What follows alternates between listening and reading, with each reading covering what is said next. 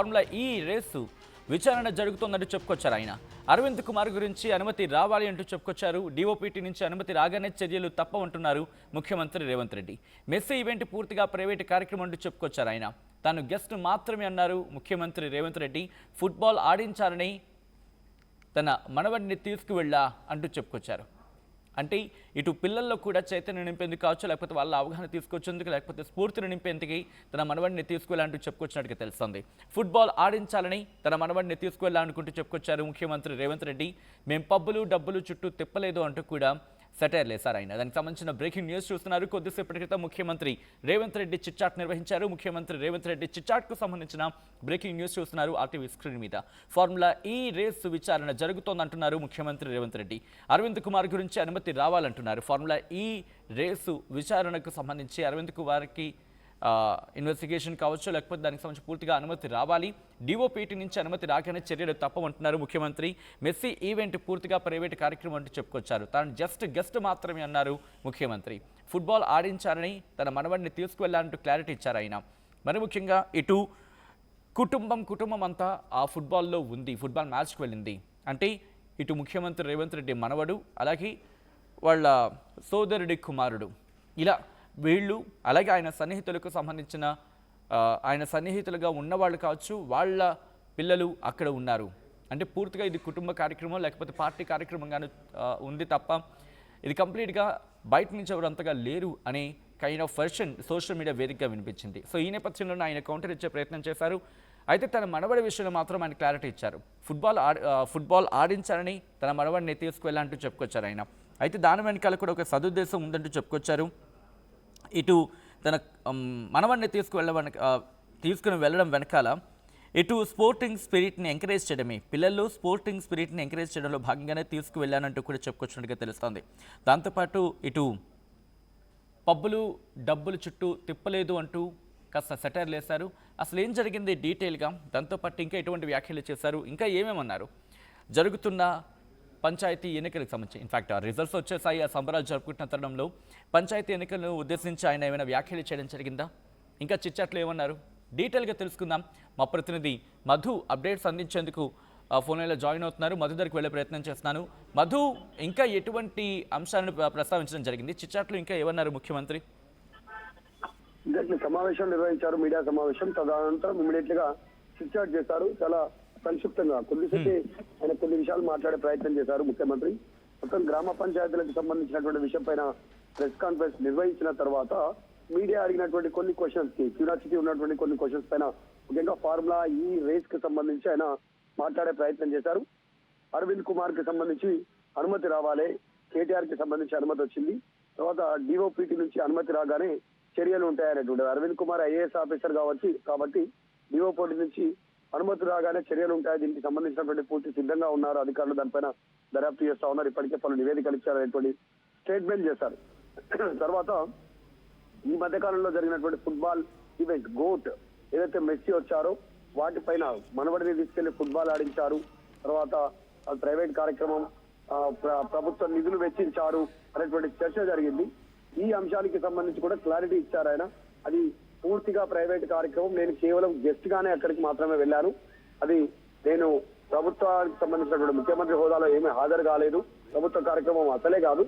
కాకపోతే సింగరేణి సంబంధించినటువంటి యాజమాన్యం దాంట్లో డబ్బులు పెట్టి అడ్వర్టైజ్మెంట్ ఇచ్చింది, వాళ్ళు ఖర్చు పెట్టుకున్నటువంటి డబ్బు ప్రభుత్వం నుంచి ₹1 కూడా వెచ్చించలేదనేటువంటి స్టేట్మెంట్ చేశారు. తర్వాత ఫుట్బాల్ విషయంలో నా మనవడిని ఫుట్బాల్ ఆడించాలని తీసుకెళ్లాను కానీ మేము పబ్బులని గబ్బులని ఇట్లా అట్లాంటి వాటి చుట్టూ తిప్పలేదంటూ స్టేట్మెంట్ చేశారు. ఇంకొక కీలకమైనటువంటి అప్డేట్, కేసీఆర్ కృష్ణా జలాల పైన ప్రతిపక్ష నేతగా లేఖ రాయండి, కృష్ణా జలాల్లో ఎవరు అన్యాయం చేశారో మేము చర్చకు సిద్ధంగా ఉన్నామనేటువంటి స్టేట్మెంట్ చేశారు. సో గోదావరి కృష్ణా జలాల పైన సభలో చర్చకు సిద్ధంగా ఉన్నాం, ఉమ్మడి రాష్ట్రంలో కంటే బీఆర్ఎస్ హయాంలోనే ఎక్కువ ద్రోహం జరిగింది రాష్ట్రానికి అనేటువంటి స్టేట్మెంట్ చేశారు ముఖ్యమంత్రి. సో ఓవరాల్ గా గ్రామ పంచాయతీల్లో కాంగ్రెస్ పార్టీ పైచేయి సాధించడం అంశం పైన మాట్లాడుతూ అనేక అంశాలు మాట్లాడుతూ ఈ రకంగా చిట్చాట్ నిర్వహించారు. చిట్చాట్ లో ఈ కీలక అంశాలు ఆయన చెప్పే ప్రయత్నం చేశారు. సచిన్ అన్ని ఇంకొక మాట కూడా వినిపించింది, ఫుట్బాల్ మ్యాచ్కి మెస్సీ మ్యాచ్కి సంబంధించి ఇది కాంగ్రెస్ పార్టీకి సంబంధించిన కీలక నేతలు వాళ్ళ పిల్లలై దాంట్లో కనిపించారు తప్ప బయట వాళ్ళకి ఎక్కడ అంతగా అక్కడ చోటు లేదు. ఇంకా చెప్పాలంటే ముఖ్యమంత్రి రేవంత్ రెడ్డి కుటుంబ సభ్యులు వాళ్ళ పిల్లలు మాత్రం అక్కడ కనిపించారనేది.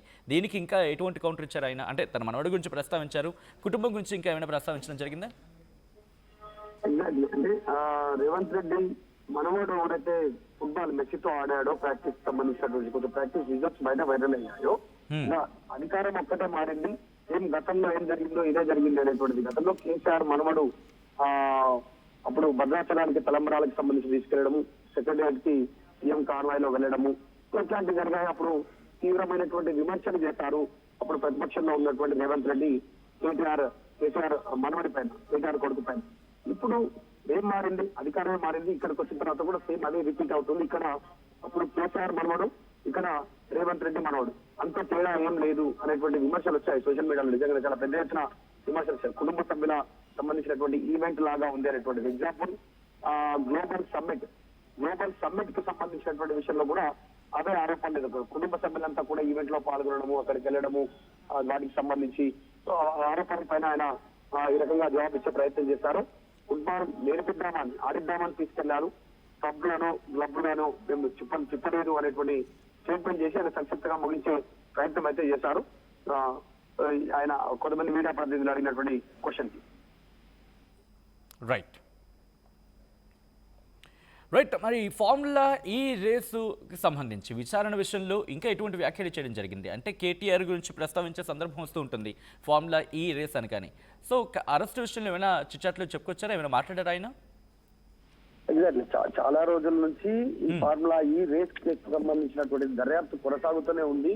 అధికారులు చాలా లోతైనటువంటి దర్యాప్తు చేశారు. వారి దగ్గర సరైనటువంటి ఆధారాలు ఉన్నాయి అనేటువంటిది గతంలో లాస్ట్ టైం మీడియా సమావేశం నిర్వహించిన సందర్భంలో ముఖ్యమంత్రి చిట్చాట్ లో భాగంగా ఇదే కామెంట్ చేశారు. ఇప్పుడు దాదాపు అదే ఫార్ములా ఈ రేస్ కు సంబంధించి డిఓపిటి నుంచి అనుమతులు రాగానే, కేంద్రం నుంచి అనుమతులు వచ్చిన వెంటనే అరవింద్ కుమార్ విచారణ కూడా చేయాల్సినటువంటి అవసరం ఉందనేటువంటిది. ఎందుకంటే అప్పుడు మంత్రిగా కేటీఆర్ ఉంటే ఐఏఎస్ అధికారిగా కీలకమైనటువంటి అధికారిగా అరవింద్ కుమార్ ఉన్నారు. ఆయన ఆధ్వర్యంలోనే వీటికి సంబంధించిన నిధులు ట్రాన్స్ఫర్ అయ్యాయి ఆర్బీఐ నిబంధనలను ఉల్లంఘించి. కాబట్టి ఆయన ఆధ్వర్యంలో ఆయనను విచారిస్తే ఇంకా మరికొన్ని కీలకమైనటువంటి విషయాలు బయటకు వచ్చే అవకాశం ఉంది అనేటువంటిది. మరి ఆదేశాలు, ఎలాంటి ఆదేశాలు ఇచ్చారు? కేటీఆర్ మంత్రిగా ఉన్నటువంటి సంబంధంలో, మున్సిపల్ ఐటీ శాఖ మంత్రిగా ఉన్న సందర్భంలో మౌఖిక ఆదేశాలు అయితే ఏం చేయడానికి లేదు కేటీఆర్ కానీ, ఒకవేళ వ్రాతపూర్వకమైనటువంటి ఆదేశాలు కానీ లేకుంటే మెయిల్ రూపంలో కానీ ఏదైనా ఆదేశాలు వచ్చుంటే మాత్రం వాటిపైన డీటెయిల్స్ తీసుకోవడానికి ఆయన విచారణను తీసుకునే అవకాశం ఉంది. ఫ్యూచర్ లో ఖచ్చితంగా దీంట్లో శిక్ష పడేటువంటి అవకాశం ఉంది. నిధుల దుర్వినియోగం జరిగింది, క్విడ్ ప్రోకో జరిగింది అనేటువంటి ఆరోపణలు చేస్తా ఉన్నారు మొదటి నుంచి కూడా. కాంగ్రెస్ అధికారంలోకి వచ్చినప్పటి నుంచి అసలు తెరపైకి తీసుకొచ్చిన మొట్టమొదటి కేసుల్లో ఈ ఫార్ములా కేసుకు సంబంధించి కేటీఆర్ ను ఇరికించే ప్రయత్నం చేస్తున్నారని బీఆర్ఎస్ చెప్తున్నప్పటికీ ఈ కేసు పైన ఎక్కువ ఫోకస్ చేసింది ప్రభుత్వం. నిజంగానే ఇప్పటికే పలుసార్లు ఏసీబీ విచారణకు హాజరయ్యారు కేటీఆర్, తర్వాత అరవింద్ కుమార్ హాజరయ్యారు. ఇప్పుడు డైరెక్ట్ గా గవర్నర్ అనుమతి కోరడం అనేటువంటిది దానికి సంబంధించి డిఓపిటి అనుమతి రాగానే చర్యలు ఉంటాయనేటువంటి స్టేట్మెంట్ చేశారు. Right Madhu, thanks for the update. మొత్తంగా అయితే మాత్రం ముఖ్యమంత్రి రేవంత్ రెడ్డి చిట్చాట్ నిర్వహించారు. చిట్చాట్కి సంబంధించిన బ్రేకింగ్ న్యూస్ చూస్తున్నారు. ముఖ్యమంత్రి రేవంత్ రెడ్డి ఈ ఫార్ములా రేసు విచారణ జరుగుతోందంటూ కూడా చెప్పుకొచ్చారు ఆయన. అరవింద్ కుమార్ గురించి అనుమతి రావాలంటున్నారు, డిఓపిటి నుంచి అనుమతి రాగానే చర్యలు ఉంటాయంటున్నారు. మెస్సీ ఈవెంట్ పూర్తిగా ప్రైవేట్ కార్యక్రమం అంటూ చెప్పుకొచ్చారు ముఖ్యమంత్రి రేవంత్ రెడ్డి. తాను గెస్ట్ను మాత్రమే అన్నారు ముఖ్యమంత్రి. ఫుట్బాల్ ఆడించాలని తన మనవడిని తీసుకువెళ్ళాలంటున్నారు. ఇటు పిల్లలు ఆ క్రీడా స్ఫూర్తిని నింపేందుకే తన మనవడిని ఇటు ఫుట్బాల్ మ్యాచ్కి తీసుకువెళ్ళాలని చెప్పి ముఖ్యమంత్రి రేవంత్ రెడ్డి చెప్పుకొచ్చారు. మేము పబ్బులు డబ్బులు చుట్టూ తిప్పలేదు అంటూ కూడా సెటిల్ వేశారు ఆయన.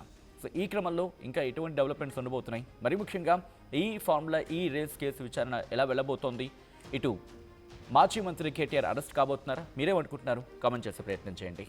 అసలైన తొలి వెలుగు. ఫాలో వాట్సాప్ @తొలి వెలుగు అఫీషియల్.